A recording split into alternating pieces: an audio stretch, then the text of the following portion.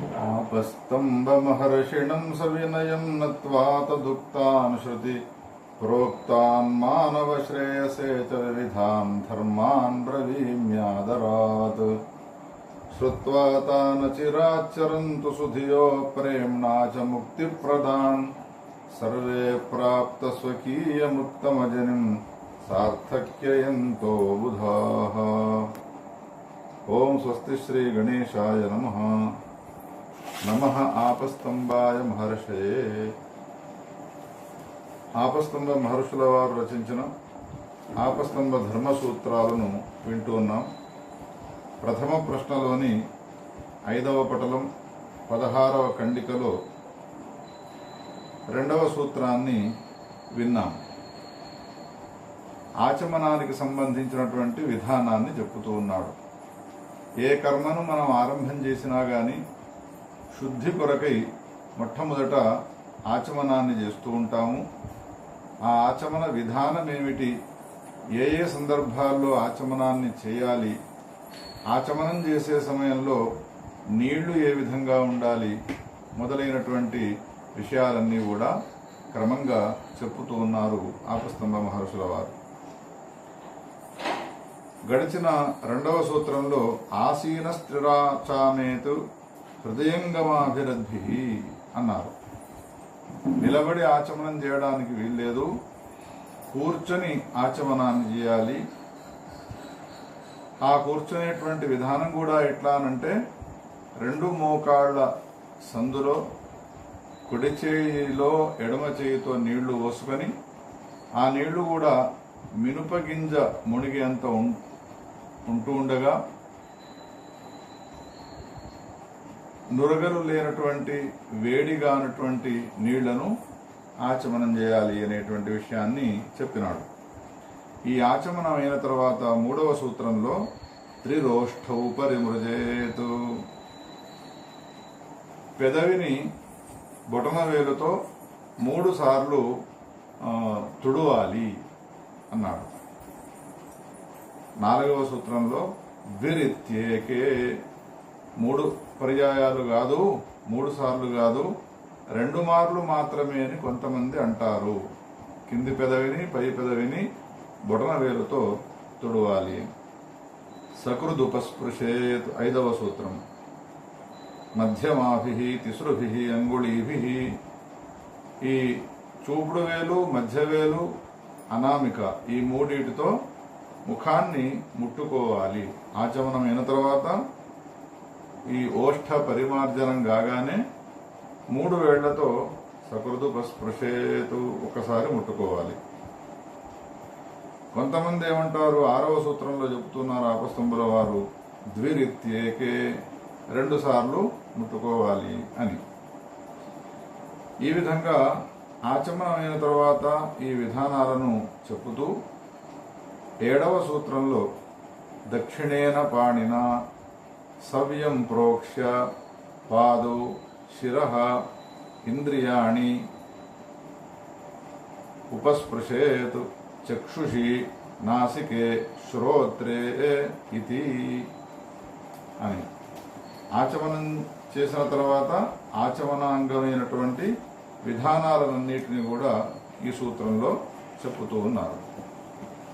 ఏమంటూ ఉన్నారు అనంటే, కుడి చేయితో ఎడమ చేయి పైన నీళ్లు చల్లుకొని మళ్లీ కుడి చేతిలో నీళ్లను తీసుకొని పాదాలను ప్రోక్షణ చేసి మళ్లీ నీళ్లు తీసుకొని శిరస్సు పైన చల్లుకొని ఆ తర్వాత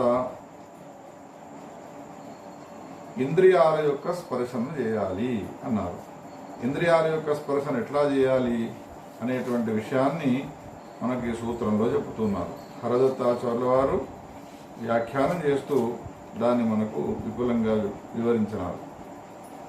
సర్వేషామింద్రియాణం ప్రసంగే పరిసంచష్టే, అన్ని ఇంద్రియాలను ముట్టుకోవడం కాదు, శిరః చక్షుషి నాసికే శ్రోత్రే, చక్షుషి నాసికే శ్రోత్రే, ఈ కళ్ళను ముక్కును శ్రోత్రములను ముట్టుకోవాలి అని అన్నారు.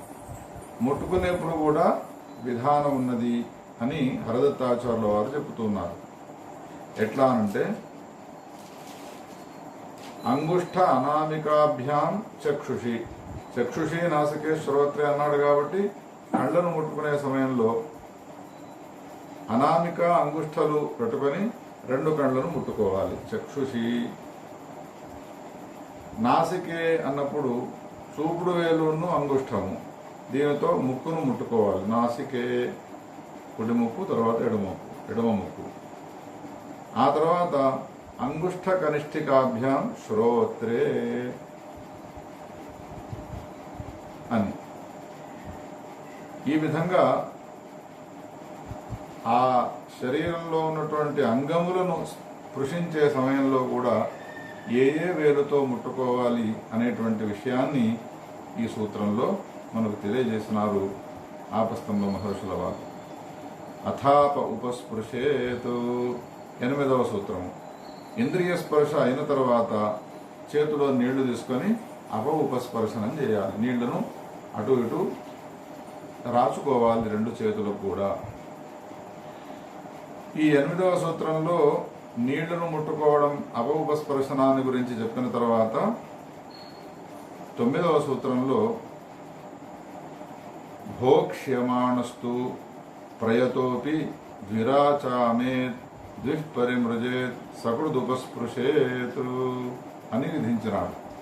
భోజనం చేయబోతూ ఏం చేయాలి అనంటే శుద్ధుడై ఉన్నప్పటికీ కూడా ద్విరాచమనం కురియా, 2 సార్లు ఆచమనం చేసి, విశేషం ఏం చెప్తున్నాడు ఈ సూత్రంలో, ద్విఃపరిమృజేత్, పరిమార్జనం 2 సార్లు చేసుకొని, ఇదివరకు 3 అనేటువంటిది 3 మార్లు పరిమార్జనం చేసుకోవాలి అనే ఒక మతం ఉన్నది అన్నాడు. కానీ ఇక్కడ ప్రత్యేక విధానం చేస్తున్నాడు. భోజనం చేసే సమయంలో మాత్రము 2 మార్లు మాత్రమే పరిమార్జనం చేసుకొని సకృదుపస్పృశేత్, ఉపస్పర్శన ఒకసారి చేసి, ప్రయతోపి అని అన్నాడు కాబట్టి శుద్ధుడై ఉన్నప్పటికీ కూడా ఈ ఆచమనాన్ని తప్పకుండా చేయాలి. ఒక స్మృత్యంతర వచనాన్ని మనకు ఈ సందర్భంలో హరదత్తాచార్యుల వారు చూపుతున్నారు. భుక్త్వా క్షుత్వా చ సుప్త్వా చ స్థీవిత్వా ఉక్త్వా నృతం వచః ఆచాంతః పునరాచామేత్ వాసో విపరిధాయ చ అని అంటాడు. భోజనము, తుమ్ములు రావడము, ఉమ్మివేయడము, అబద్ధము మాట్లాడడము, వస్త్రాన్ని ధరించే సమయంలో ఇటువంటి సందర్భాల్లో ఆచమనాన్ని చేయాలి అని ఆచమనానికి సంబంధించినటువంటి విధానాన్ని ఈ 9వ సూత్రంలో చెప్పినారు. శావాంత పర్యంతావోష్ఠా ఉపస్పృశ్య ఆచామేతు. ఇంకా ఏ సందర్భంలో ఆచమనం చేయాలి అనంటే శావాంత పర్యంతావోష్ఠా ఉపస్పృశ్య ఆచామేత్.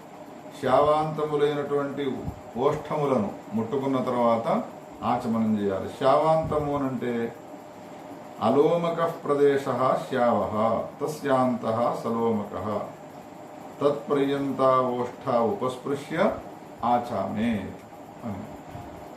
పెదవి పక్కలకున్నటువంటి వెంట్రుకలను తాకడం వలన, వెంట్రుకలు లేనటువంటి ప్రాంతాన్ని తాకుతూ వాటిని తాకడం వలన తాకినటువంటి వాడు ఆచమనం చేయడం వలన వానికి శుద్ధత అనేటువంటిది ఏర్పడుతుంది. అందుకని శావాంత పర్యంతో ఓష్ఠ ఉపస్పృశ్య అనంతరం ఆచామే అని ఈ సూత్రంలో ఆచమన విధానం చేసినారు.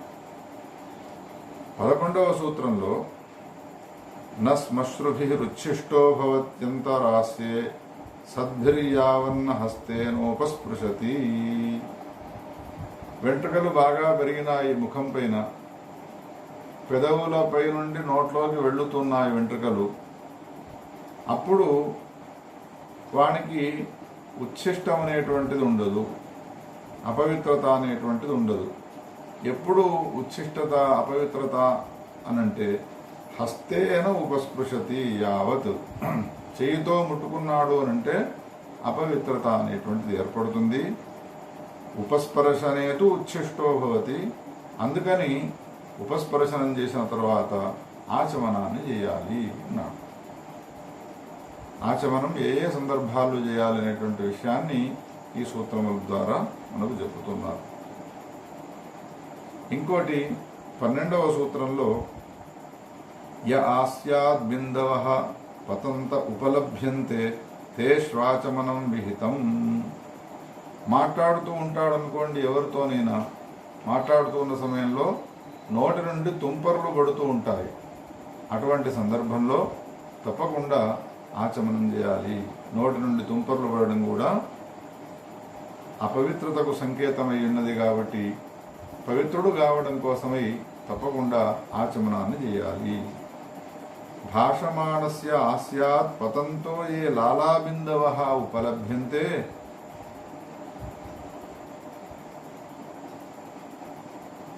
స్పర్శనాద్వా ఉపలబ్ధుం యోగ్యాః తేషు ఆచమనం విహితం. తప్పకుండా ఆచమనం చేయాలి. కానీ హరదత్తాచార్యుల వారు ఈ సందర్భంలో ఒక విషయం ఏం చెప్పినారు అంటే, వేదోచ్చారణేతు, వేదానికి సంబంధించిన మంత్రాలను చదివే సమయంలో నోటి నుండి కనుక ఒకవేళ బిందువులు పడితే ఆ బిందువులను బ్రహ్మ బిందువులు అంటారు అని మా చిన్నతనంలో చెప్పేవారు. బ్రహ్మ బిందువులు అని అంటారు. బ్రహ్మ అంటే వేదము, వేదం చదివే సమయంలో వచ్చేటువంటి ఆ తుంపరలు, నోటి నుండి వచ్చేటువంటి నోటి తుంపరలను బ్రహ్మ బిందువులు అంటారు. వాటికి దోషం లేదు అని అంటూ ఉన్నాడు హరదత్తాచార్యుల వారు. దానికి గౌతముడు చెప్పినటువంటి వాక్యాన్ని ఉట్టంకిస్తూ ఉన్నారు. మంత్రబ్రాహ్మణముచ్చారయతో ఏ బిందవః శరీర ఉపలభ్యంతే నతేషు ఆచమనం. మంత్రబ్రాహ్మణాలను ఉచ్చరిస్తున్న సమయంలో నోటి నుండి ఏ బిందువులైతే శరీరం పైన పడుతూ ఉంటాయో అటువంటి సందర్భంలో మాత్రము ఆచమనం అవసరం లేదు, అపవిత్రత అనేటువంటిది ఉండదు కాబట్టి అని ఈ విషయాన్ని ఈ 12వ సూత్రంలో చెప్పినారు. యథావత లౌకికమైనటువంటి మాటలు మాట్లాడే సమయంలో నోటి నుండి వచ్చేటువంటి బిందువుల వలన ఏర్పడినటువంటి అపవిత్రతను తొలగించుకోవడానికి ఆచమనాన్ని చేయవలసిందే. 13వ సూత్రము ఏ భూమువు నతే శ్వాచా మేదిత్యేకే. నోటి బిందువులు గనక ఒకవేళ శరీరం పైన కాకుండా భూమి పైన పడ్డాయనుకోండి, ఏ బిందవో భూమౌ పతంతి నా శరీరే తేషు నాచామే. భూమి పైన పడ్డవి బిందువులు శరీరం పైన పడలేదు అన్నప్పుడు ఆచమనం చేయాల్సినటువంటి అవసరం లేదు అని కొంతమంది అంటారు. కానీ స్వమతంతు తేష్వప్యాచమేదితి ఆచామేదితి. ఆపస్తంభుల వారి యొక్క అభిమతం మాత్రము అటువంటి సందర్భాల్లో కూడా ఆచమనం తప్పకుండా చేయాలి అని మన ఆపస్తంభ మహర్షుల వారి అభిప్రాయమై ఉన్నది అని హరదత్తాచార్యుల వారు చెప్పుతున్నారు. ఆ తర్వాత వచ్చేటువంటి సూత్రము 14వది స్వప్నేక్షవధౌ శింఖాణికా స్వలంభే లోహితస్య కేశానామగ్నేర్గవాం బ్రాహ్మణస్య స్త్రియాశ్చాలంభే మహాపథంచ గత్వా మేధ్యం ఉపస్పృశ్య అప్రయతంచ మనుష్యం మీవీంచ పరివాయ ఉపస్పృశేతు. ఇంత పెద్దగా ఈ సూత్రం ఉంది. ఈ సూత్రానికి తాత్పర్యం ఏమిటి అంటే, ఆచమనం ఎప్పుడు చేయాలి అనేటువంటి విషయాన్ని గురించే ఈ సూత్రం కూడా ప్రవృత్తమైనది. ఇప్పుడు ఆచమనానికి సంబంధించిన విధానాన్ని చెప్పుతూ ఉన్నారు అని చెప్పుకున్నాం కదా. ఇందులో ఏమంటారు అంటే, స్వప్నం వచ్చినప్పుడు ఆచమనం చేయాలి అన్నారు. ఆ తర్వాత తుమ్ము వచ్చినప్పుడు ఆచమనాన్ని చేయాలి.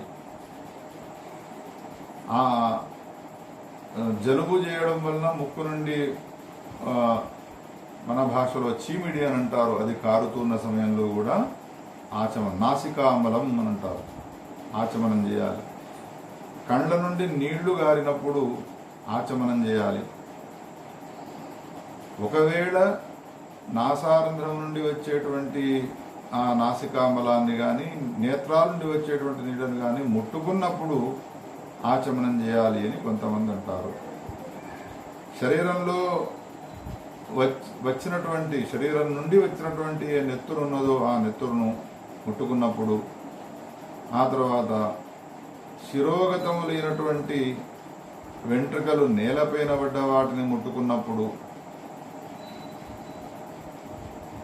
మహాపథం పెద్ద మార్గానికి పెద్ద బజారుకు వెళ్ళినప్పుడు అమేధ్యము అంటే గో వ్యతిరిక్తమైనటువంటి పశువులకు సంబంధించిన మూత్రపురీషాలు ఒకవేళ ముట్టుకున్నట్టయితే, తాంబూలాన్ని సేవించినట్టయితే తప్పకుండా ఆచమనాన్ని చేయాలి. ధోతి కట్టుకున్నప్పుడు అంటే వస్త్రాన్ని ధరించినప్పుడు చేయాలి ఆచమనాన్ని.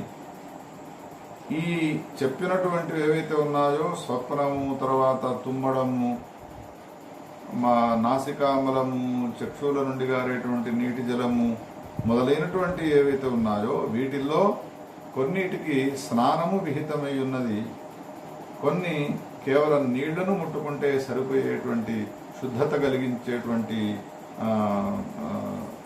వ్యవస్థ కూడా ఉన్నది అనే విషయాన్ని గమనించాలి అని హరదత్తాచార్యుల వారు ఈ సందర్భంలో చెప్పుతూ ఉన్నారు. ఆ తర్వాత 15వ సూత్రము ఆర్ద్రం వా శకృదోషధీర్ భూమిం వా, పచ్చి పెండను ఓషధులను ముట్టుకున్నట్టయితే తప్పకుండా ఆచమనాన్ని చేయాలి అన్నారు. ఆర్ద్రం వా శకృదోపస్పృశేత్ ఓషధీర్వా ఆర్ద్రాహ, తడిసి ఉన్నటువంటి భూమిని కూడా ముట్టుకున్నట్టయితే ఆచమనాన్ని తప్పకుండా చేయాలి అని ఈ 15వ సూత్రంలో చెప్పినారు. ఈ విధంగా ఆచమనం సహనిమిత్తై ఉక్తం, ఆచమనానికి సంబంధించినటువంటి నిమిత్తాలు ఏవేవి అనేటువంటివి వాటన్నిటిని కూడా దాదాపుగా వివరించి, ఇక ముందు ఏవి భక్షణ చేయకూడదు, ఎటువంటి సందర్భంలో ఉన్నటువంటి వస్తువులను తినడానికి వీల్లేదు అనేటువంటి నిషేధ మూలకంగా వాటన్నిటిని చెప్తున్నాడు ధర్మాలను. అభక్ష్యాధికార 16వ సూత్రం హింసార్థే నాశినా మాంసం ఛిన్నమభోజ్యం, హింస కొరకై ఏర్పాటు చేసుకున్నటువంటి ఏ ఖడ్గం ఉంటుందో లేదా చాకు ఉంటుందో దానితో ముక్కలు చేసినటువంటి మాంసాన్ని తినకూడదు అని. మాంసభోజనం అనేటువంటిది బ్రాహ్మణులకు లేదు. ఏ క్షత్రియాదులు ఉన్నారో వాళ్లను ఉద్దేశించి చెప్పినటువంటి విషయంగా మనం భావించాలి. ఈ విధంగా అటువంటి మాంసము తినడానికి వీల్లేదు అని చెప్పి 17వ సూత్రంలో దద్భిరపూపస్య నాపచ్ఛింద్యాత్ అన్నాడు. నోట్లో ఉన్నటువంటి పండ్లున్నాయో ఆ పండ్ల చేత పప్పు దినుసులు, కందిపప్పు కానీ మినపపప్పు కానీ వాటిని కొరికి విడగొట్టి ఆ పప్పును విడగొట్టి తినడానికి వీల్లేదు అని నిషేధం చేసినాడు. మరి ఎట్లా తినాలి అనంటే చేతులతో ముక్కలు చేసి లేదా బండతో అది ముక్కలు చేసిన తర్వాత తినాలి అన్నాడు. ఇక్కడ అపూపస్య గ్రహణం, అపూప దద్భిరపూపస్య నాపచ్ఛింద్యాత్ అన్నప్పుడు అపూపానంటే కందమూల ఫలాలను కూడా ఉపలక్షణంగా స్వీకరించాలి. కందగడ్డలు కానీ ఇంకా ముల్లంగి మొదలైనటువంటి ఏవైతే ఉన్నాయో అవన్నీ కూడా పండ్లతో కొరికి తినడానికి వీల్లేదు అనేటువంటి ఒక నిషేధాన్ని మనము చెప్పినట్టుగా గ్రహించాలి.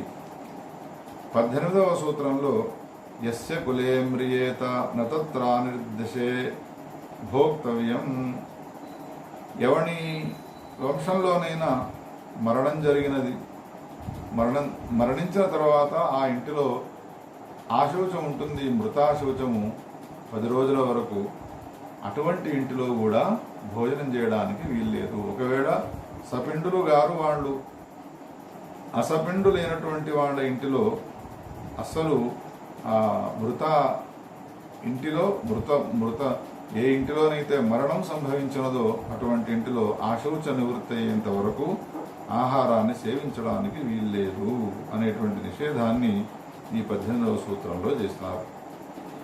అథ అనుత్థితాయాం సూతకాయాం 19వ సూత్రం ఏమంటున్నారు అనంటే 19వ సూత్రంలో ఏమంటున్నారు అనంటే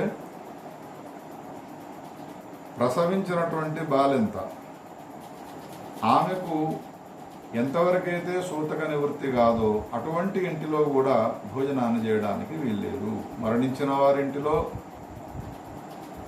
ఆశోచ నివృత్తి అయ్యేంత వరకు తినకూడదు. ఎవరింటిలో బాలెంత ఉన్నదో ప్రసవించినటువంటి స్త్రీ ఆ ఇంటిలో కూడా పూర్తిగా ఆశోచ నివృత్తి అయ్యేంత వరకు ఆహారాన్ని స్వీకరించడానికి వీల్లేదు అని నిషేధం చేస్తున్నారు. అంగిరసుడు చెప్పినటువంటి వాక్యాన్ని హరదత్తాచార్యుల వారు ఉట్టంకిస్తున్నారు.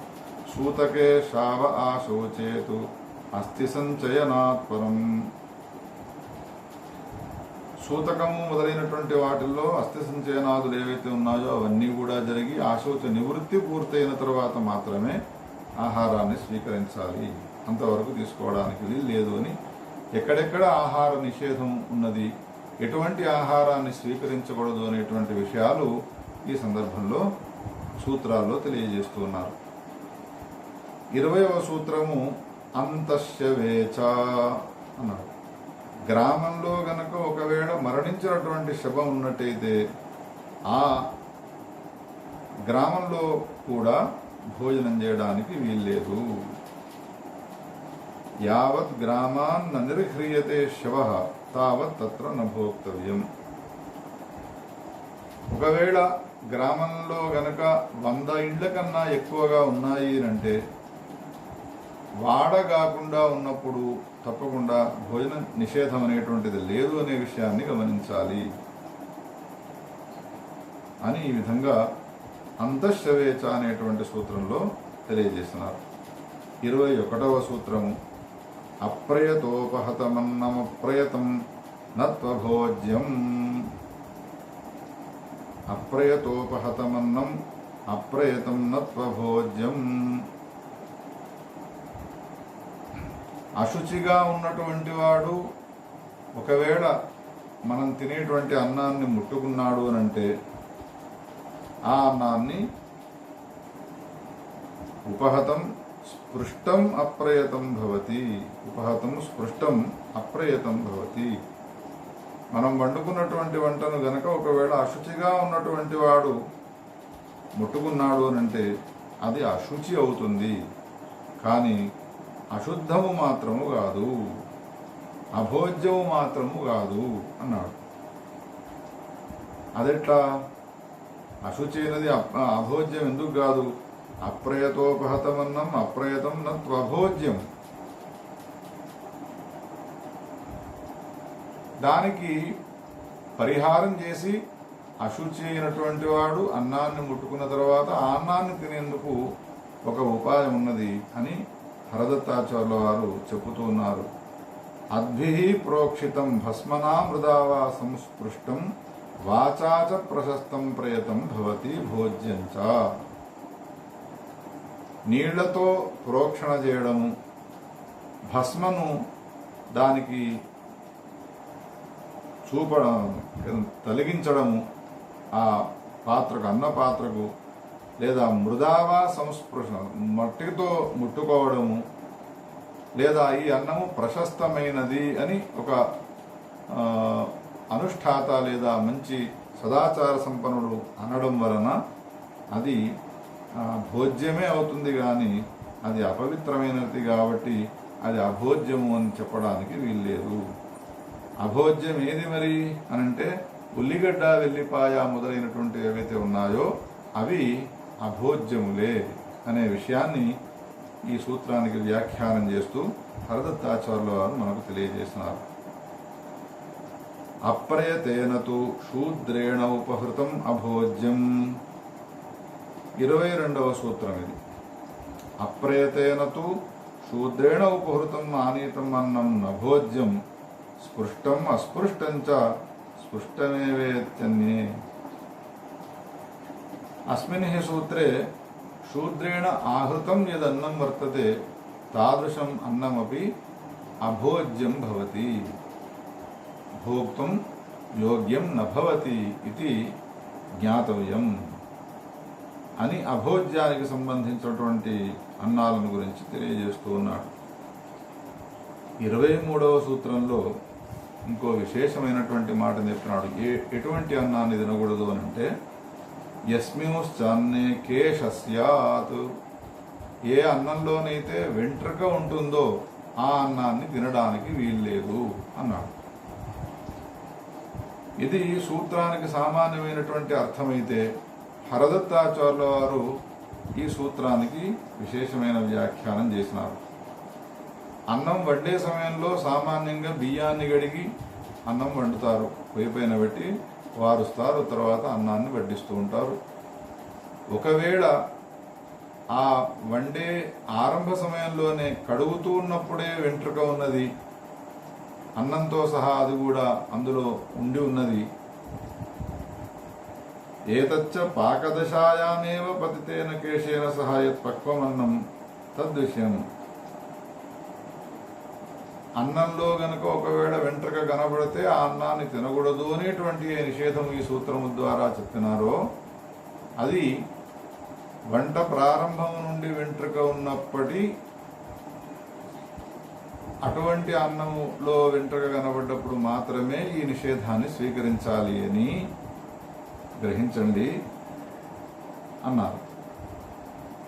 పశ్చాత్కేశ సంసర్గేతు, అన్నం వండిన తర్వాత నేలపై నుండో లేదా నెత్తిపై నుండో ఒక వెంట్రుక వచ్చి అన్నం పైన పడ్డది, అటువంటి అన్నం మాత్రము అది అభోజ్యము కాదు. ఎందుకు అనంటే,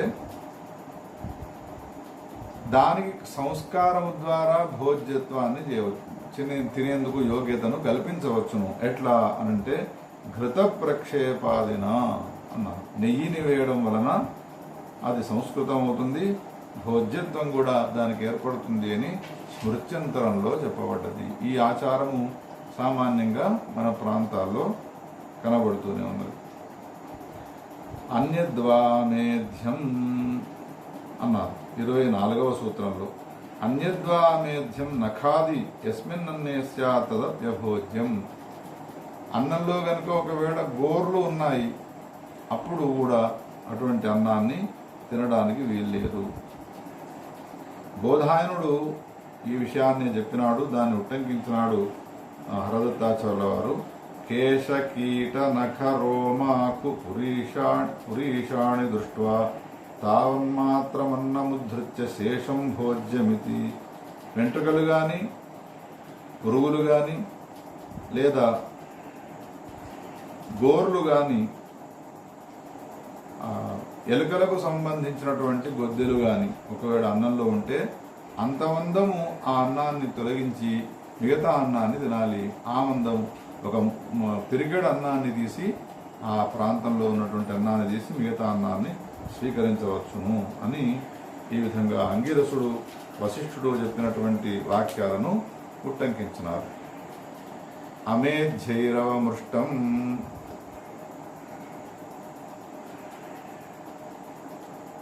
మళ్ళీ తినకూడనటువంటి ఆహారం ఏది, అన్నాన్ని ఎటువంటి అన్నాన్ని తినకూడదు అనే విషయాన్ని చెప్పుతున్నాడు. ఉల్లిగడ్డ వెల్లిపాయలు వేసినటువంటి వాటితో కూడుకున్నటువంటి అన్నాన్ని తినకూడదు అని 25వ సూత్రాన్ని తెలియజేసి 26వ సూత్రము కీటో వామేధ్య సేవి. అమేధ్య సేవి కీట పూత్యండాఖ్య.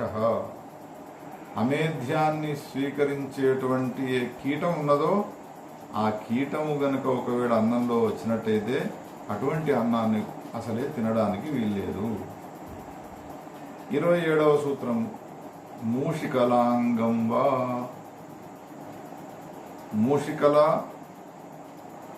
మూషిక పురీషం, మూషికల అంగం వా అని ఈ సూత్రానికి పద విభాగాన్ని మనం గుర్తించాలి. మూషికలాంగం వా. మూషికల అనంటే ఎలుకకు సంబంధించినటువంటి గొద్దెలు, దానికి సంబంధించినటువంటి అంగము ఏదైతే ఉన్నదో అది ఒకవేళ వచ్చినట్టయితే ఆ అన్నాన్ని స్వీకరించడానికి వీల్లేదు. పదావా ఉపహృతం, అశుచి అయినటువంటి వ్యక్తి ఒకవేళ తన కాలుతో అన్నాన్ని తాకినాడు అనంటే అటువంటి అన్నము కూడా తినడానికి వీల్లేదు. అశుచి అయినటువంటి వ్యక్తి కాలుతో తాకినటువంటి అన్నాన్ని తినడానికి వీల్లేదు. సిచావా 29వ సూత్రము.